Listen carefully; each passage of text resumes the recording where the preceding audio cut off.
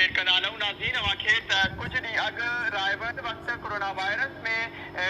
Virus जो मरीज़ हिकु नओं केस जंहिंजो साम्हूं आयो आहे जंहिंखे आइसोलेशन वार्ड मुंतक़िल कयो वियो। ॾींहुं अॻु रायबंद मां तबलीग तां वापसि आयल शख़्स में कोरोना वायरस जी तस्दीक थी आहे।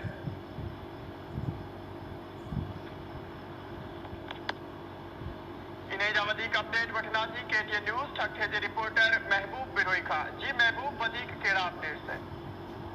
जी ठठे में एक वधीक कोरोना मुतासिर जो केस जेको ज़ाहिर थियो आहे जंहिंजी तस्दीक जेका आहे कराची जे इंटस हॉस्पिटल जी जेका लेबोरेटरी जी तरफ़ां कई वई आहे ऐं उहा रिपोर्ट अचण खां पोइ ठठे जे DHO डॉक्टर हनीफ मेमन पोइ तस्दीक करे छॾी आहे त मकड़ी जे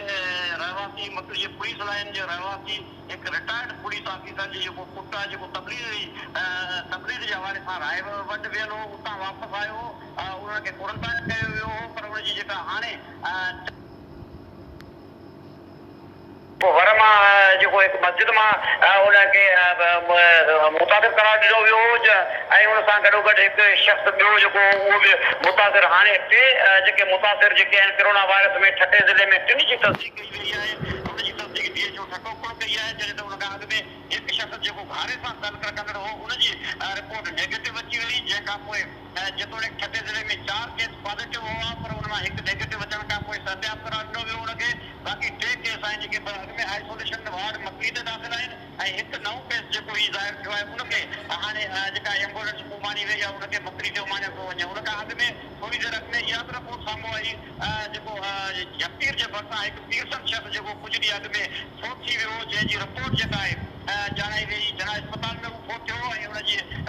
ॻोठ खे कड़ो चाढ़ियो वियो छाकाणि उनजी जेका पॉज़िटिव रिपोर्ट करार ॾिनी वई उनजी तस्दीक खां पोइ उन हवाले सां पुलिस अलाए कंहिंखे क्वारंटाइन में तब्दील करे ॻोठ खे 21 ॼणनि जा उनजे ख़ानदान जा 40 पीरसन जे 21 ॼणनि जा जेके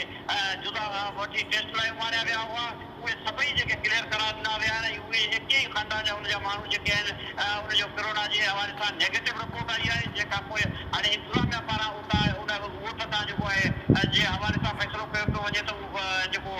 उनखे आइसोलेशन ऐं क्वारंटाइन में तब्दील कयो वियो उतां क्वारंटाइन जो फ़ैसिलो ख़तमु करण ते गौर कयो पियो वञे। जॾहिं ठठे ज़िले में हाणे 4 केस थी विया आहिनि ऐं हिकु जेको आहे नेगेटिव थियण खां पोइ सत्याप थियण खां पोइ 3 केस जेको आहे कंफर्म केस साबित थिया आहिनि जेके हाणे 3 जेके आहिनि सिविल अस्पताल ठठो जे आइसोलेशन में आहिनि। अॻु में आइसोलेशन वार्ड में दाख़िल आहिनि, बाक़ी हिकु जेको नौजवान आहे उनखे हाणे आइसोलेशन वार्ड मुंतक़िल कयो पियो वञे। जी महबूब बिरोई, अपडेट करण लाइ अवां जी वॾी महिरबानी।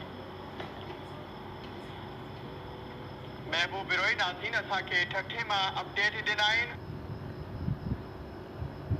नाज़रीन अवांखे इहो बि ॿुधाईंदा रहूं त कुझु ॾींहं अॻु रायबंद मां तबलीग मां आयल शख़्स खे कोरोना वायरस जी जेके तस्दीक थी आहे हिन वक़्तु ज़िले में कोरोना मुतासिरनि जो अंग टे थी वियो आहे, हिकु मरीज़ सिहतयाब थी चुको आहे। DHO ठठो जो चवणु आहे त अंग वधी टे थी वियो आहे जॾहिं त हिन वक़्त ताईं हिकु मरीज़ सिहतयाब थी चुको आहे। ख़बर मां ताईं नाज़रीन पहुचाए रहिया आहियूं ठठे मां त ठठे ज़िले में हिन वक़्तु कोरोना मुतासिरनि जो अंग टे थी वियो आहे जॾहिं त हिकु मरीज़ सिहतयाब थी चुको आहे। ख़बर शामिल कंदासीं त हुकूमत रमज़ान